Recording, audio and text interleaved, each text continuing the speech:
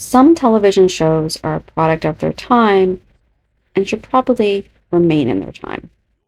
One such example is the nighttime soap, started probably around 1979 with the creation of Dallas, and then followed by kind of similar shows like Dynasty and spin-offs like The Colbys and Knots Landing and other shows like Falcon's Crest.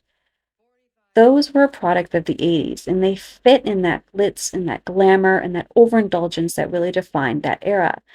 Now, I'm not saying that there weren't nighttime soaps that followed, but the whole idea of the craziness and the glitz and the glamour and the overdoneness that really defined those shows isn't something that seemed to transform or translate well into the new millennium. But in true Aaron Spelling fashion, he tried to make it happen. Imagine for a moment you have everything, but need more. If looks could kill, you wouldn't last 5 minutes. Titans, this fall's guilty pleasure on NBC. Titans aired 13 episodes from October to December 2000. And while today 13 episodes is enough to, hold a full season, nothing really happened in this show. I mean, things were established and things were started, but the storylines moved at a snail's pace. Well, not even a snail's pace. They moved at the pace of a snail with a broken leg. Everything is just really, really slow, which is something that I think hurt the show, but I'll talk about that in a little bit. I really want to start by talking about the pilot and how it set up, this very slowly paced storyline. So when the pilot starts, we meet Chandler and Heather. We learn through their very natural dialogue that they have been seeing each other for a week, and they are seemingly in love. Chandler, probably more so than Heather. We just leave Hawaii and go our separate ways, as if nothing's happened. Chandler, we agreed. I want you to come back with me to my base in San Diego. When my leave's over, I fly out tomorrow. Will you come with me? Chandler. Come with me. It can't just end. I'll think about it. He eventually leaves, and she shows up at the airport to watch him go, but he doesn't see her, and she looks a little upset. Flash forward 2 months later, Chandler is done with his work in the Navy, and he arrives home just in time for his father's wedding. It seems that no one in this family is kept in touch because he kind of knows his dad's getting married, but he doesn't know anything else about this woman, which is very strange. Even for the time, I think someone would have called him and said, "Hey, this is what this woman looks like," or even given him a name. There's nothing. It seems like he's completely in the dark. Besides, maybe I want to see how you are with all this before I went across the street. Truthfully, I'm still getting used to the idea. She's, much younger. So then Chandler goes across the street where we meet the rest of the family. Now, segue into what this family does. Apparently, they are a family that basically just owns companies. So each of the siblings and Gwen, as well as Richard, all run a division of the company. So Gwen runs the hotel division. And then when we meet the other family members, we find out kind of what they do at some point or other in the episode. So the next siblings we meet are Lori and Jenny. They are Chandler's younger sisters, and basically they are polar opposites in a sense. It's the same old me, sis. How about you? Whole new me. 5 months without a drink. How about that? We're still keeping an eye on her, though. Listen to her. Most sisters are soulmates, and mine is a watchdog.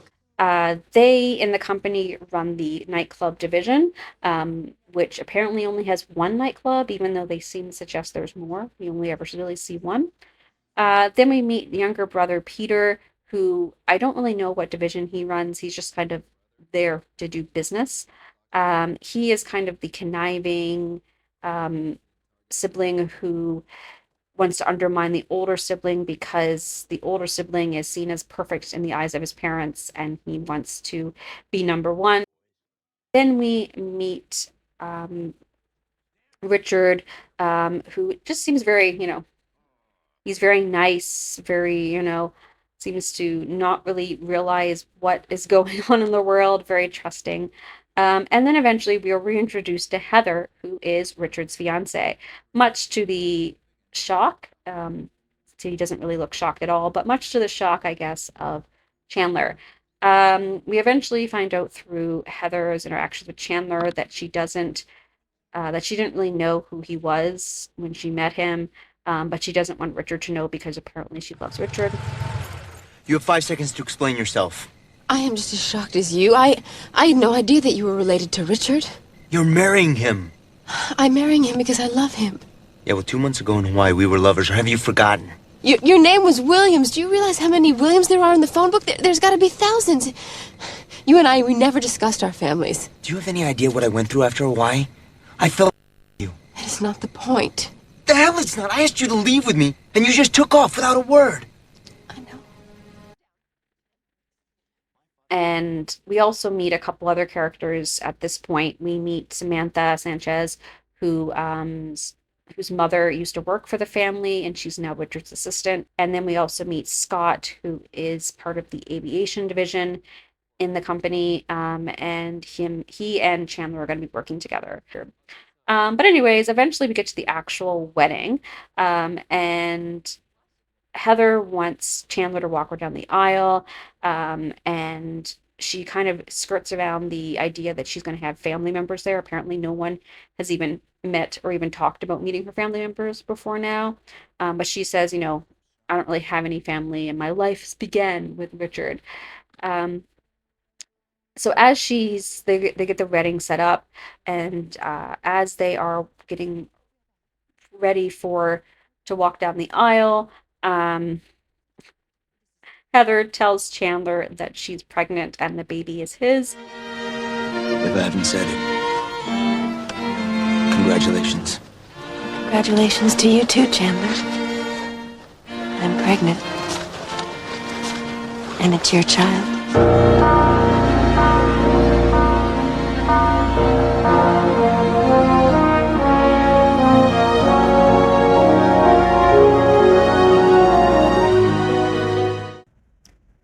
So if I were to tell you that beyond this pilot, nothing really happens, I don't know if you'd believe me, but yeah, nothing really happens.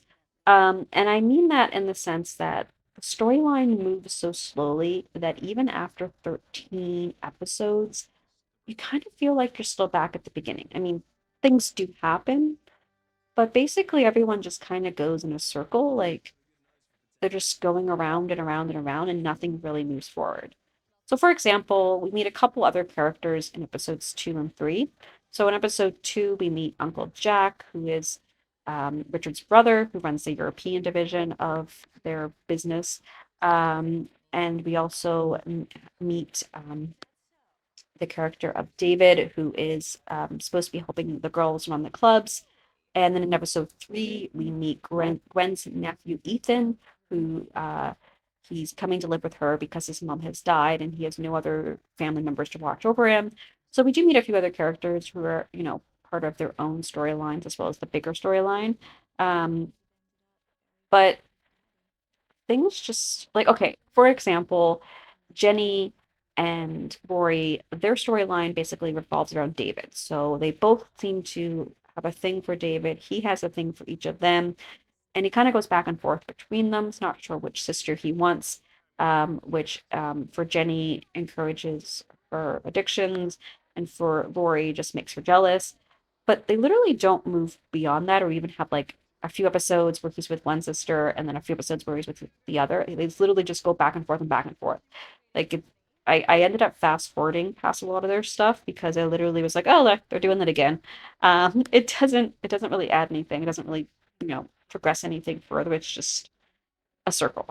With Chandler and Heather, their stuff is literally like, are they together or are they not? Is he interested in her? Is he not interested in her? Like, it literally goes back and forth and back and forth.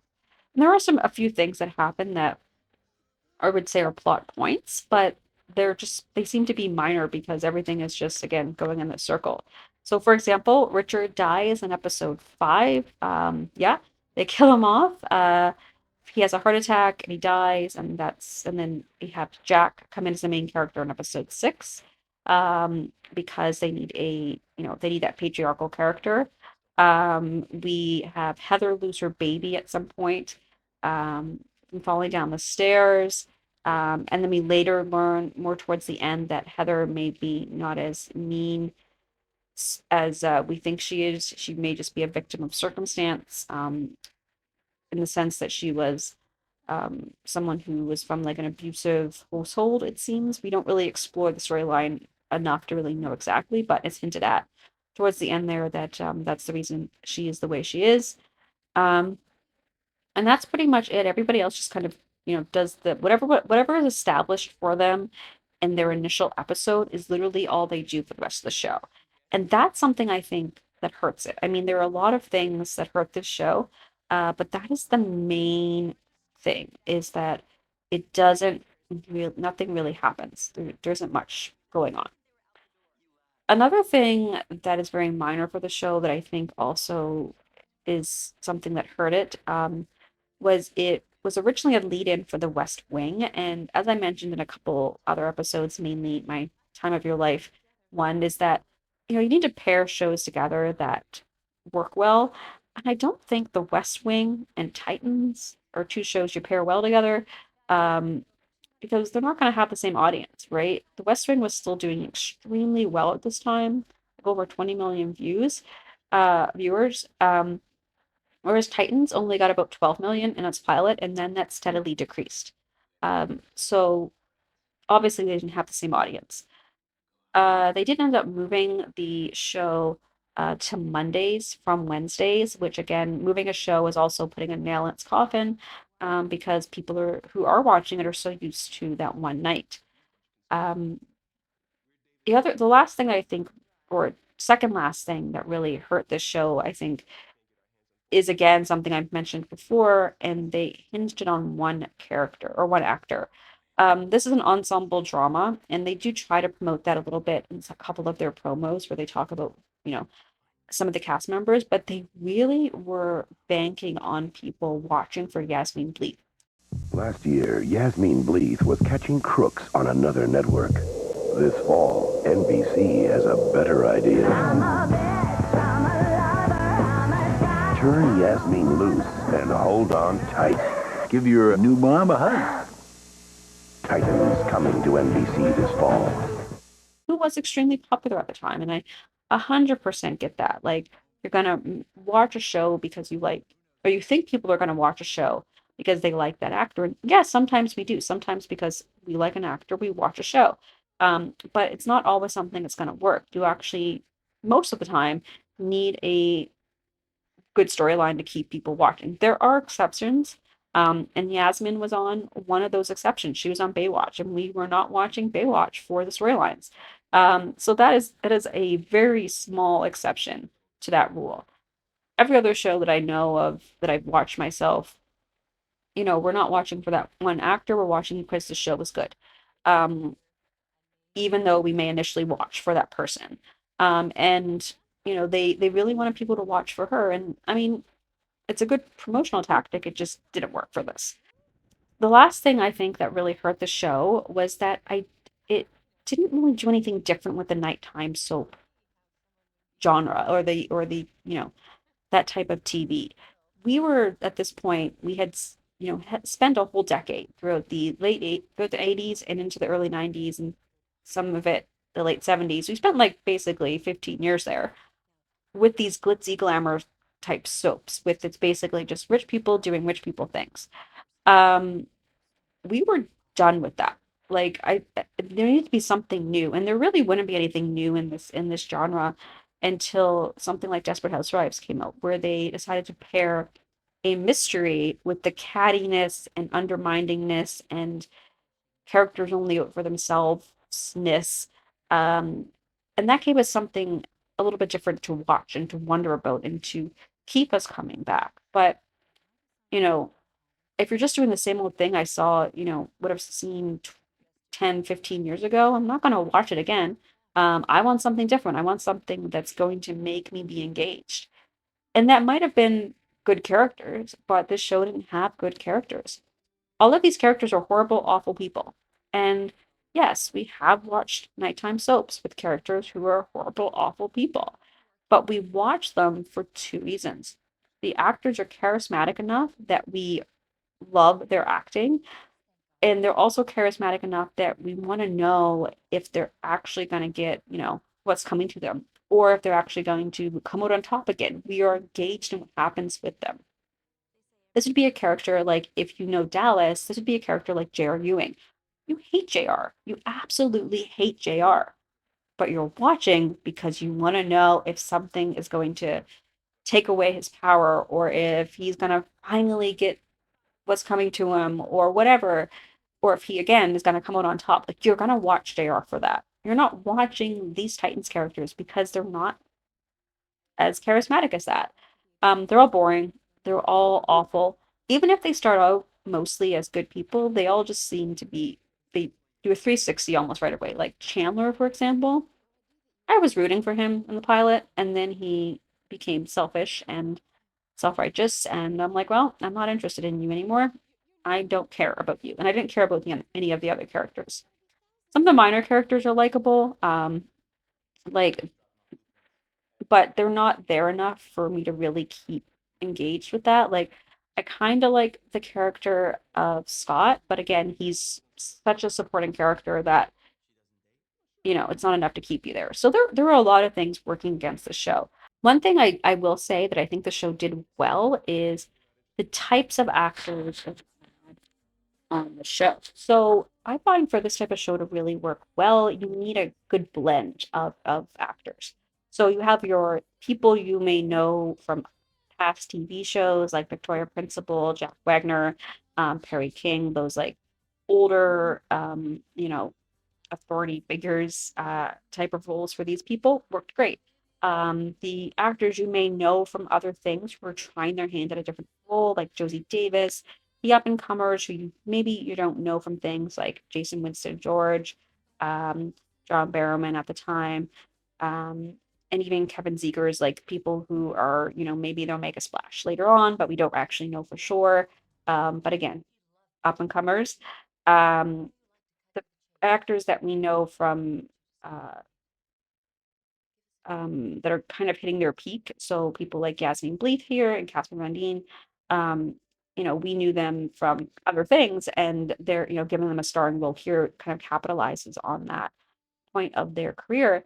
So they have like a really good mesh of people here, which is great. But again, that is only one small part. There are so many other things that should have come together properly for this to work, and it didn't. Another thing that was really weird for this show is they had two theme songs. For the first few episodes, they had Six Underground by the Sneaker Pimps. And then for the rest of the show, they had another song. I don't know who it's by. It's quite a nice little tune. But it's very weird that all of a sudden they completely changed the theme song. So that was kind of odd as well. Other than that, I mean, like I said, the show itself is so slow. There's not a lot you can say about it. Its storyline, because it doesn't really go anywhere. And what I will say is that it's just really an interesting look at something that could have done really, really well, could have been very, very successful if only it was done just a little bit differently, and it was done in a way that just was reminiscent of those 80s soap operas, but wasn't the same. Like, we didn't need to have the same, we needed to have something else, and this wasn't it. So if you watched Titans, let me know what you thought about it, if you remember it at all. Or if you catch an episode somewhere online, let me know what your thoughts are, and if you think that maybe it deserved a more of a chance than it got, or if it deserved the right to be canceled as it was. Is where the fire is. You keep me wanting more.